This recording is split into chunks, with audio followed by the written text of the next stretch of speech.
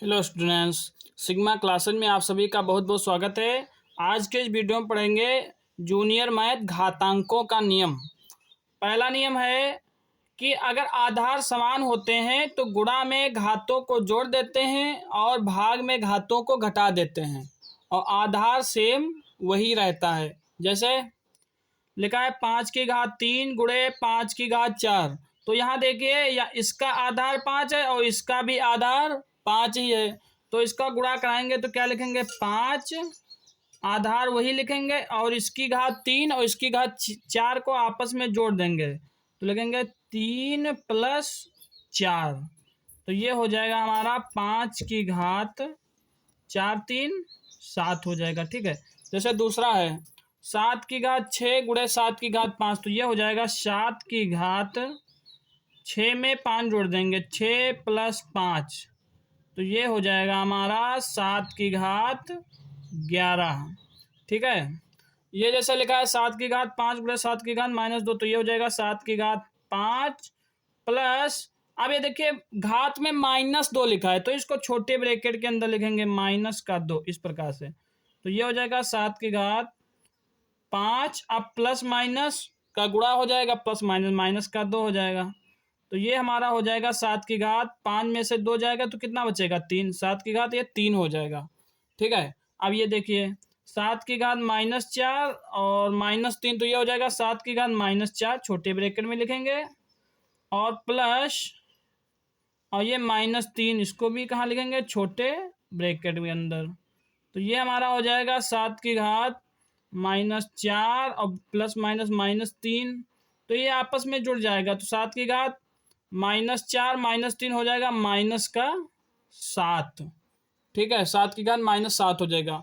अब ये देखिए 7⁻8 और प्लस 7⁻7। तो ये हो जाएगा 7⁻8 और प्लस 7⁻8 प्लस, और ये कितने हैं माइनस के साथ ना, तो माइनस को 7 को ब्रैकेट के अंदर लिखेंगे तो ये हो जाएगा 7⁻8 प्लस माइनस -7। 8 में से 7 चला जाएगा तो कितनी बचेगी 1 घात, और 7⁻1 का मान 7 ही होगा। हम जानते हैं किसी के ऊपर अगर 1 घात लगी है तो उसका मान उतना ही होता है, उसी संख्या के बराबर। आप देखिए भाग में देखते हैं, लिखा है 5⁻8 भागे 5⁻3। तो ये हो जाएगा भाग में घातें घट जाती हैं और गुणा में घातें जुड़ जाती हैं आधार समान होने पे। तो इसमें 8 में से ये वाली घात माइनस हो जाएगी -3। तो ये हमारा हो जाएगा 5⁻8 में से 3 जाएगा, कितना बचेगा 5। तो ये 5⁻5 हो जाएगा। अब ये देखिए 6⁻3 भागे 6⁻2। तो ये हो जाएगा 6⁻3 और माइनस, और ये वाली 2 6⁻2।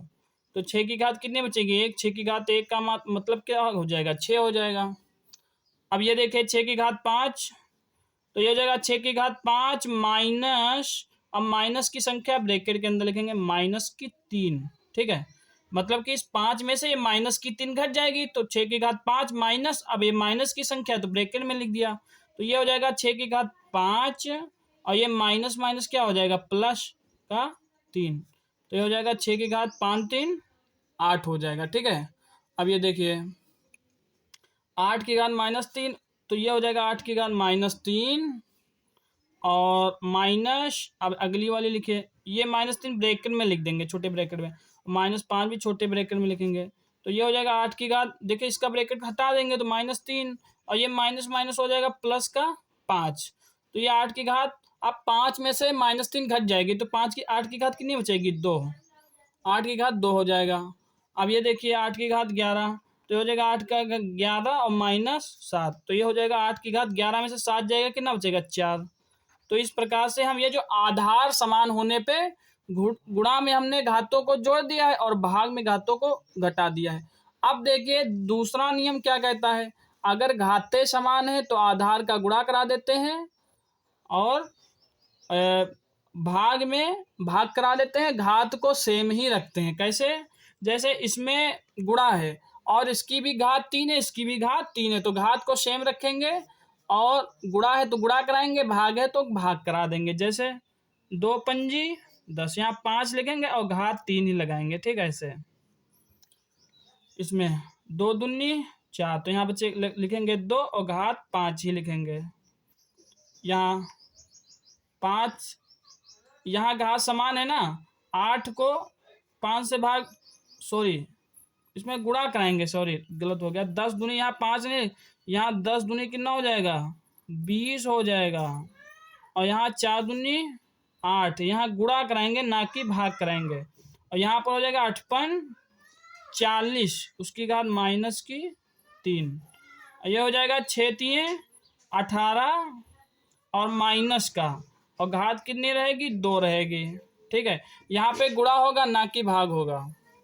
अब इधर देखे, इसमें भाग होगा। देखिए घात इसकी भी 3 इसकी भी 3 है, तो 2 पंजे 10, यहाँ लिखेंगे 5 और घात 3। यहाँ लिखेंगे 6 दूनी 12, 2 और घात 4। 6 3 18 मतलब -3 और उसकी घात कितनी, 3। 11 दूनी 22 और घात कितनी, 6।